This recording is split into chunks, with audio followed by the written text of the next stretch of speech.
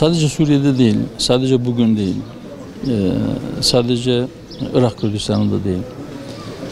PKK kurulduğu günden bu yana, yola çıktığı 1978'den bu yana en iyi yaptığı şey, en çok yaptığı şey ve belki yaptığı tek şey aslında yakmaktır, yıkmaktır, öldürmektir.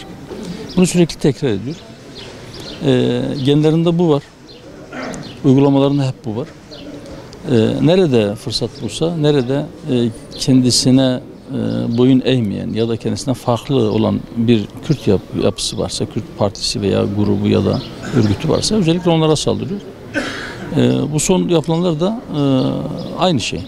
Yani arada bir fark yok. Buna şaşırmamak gerekir doğrusu. Dediğim gibi PKK'nın tarihi hep saldırı ve katliamlarla doludur ve özellikle de en büyük zararı da Kürtlere veriyor.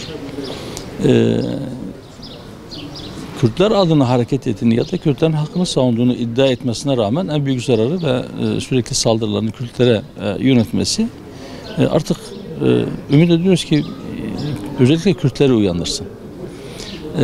Evet, kendisine benzemeyen ve kendisine boyun eğmeyen her Kürt yapısını imha etmek, yok etmek onun hedefidir ve onun amacıdır.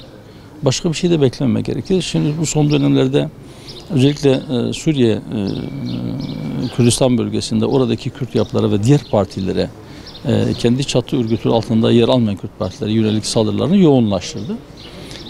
Her fırsat bulduğunda bunu tekrar yapacaktır, yapabilir. Bazıları çağrıda bulunuyorlar işte PYD'ye veya YPG'ye bu saldırıları durdur diye. Bunun olmayacağı, yani güç bulduğu, fırsat bulduğu her dönemde bunu tekrarlayacağı unutulmamalıdır.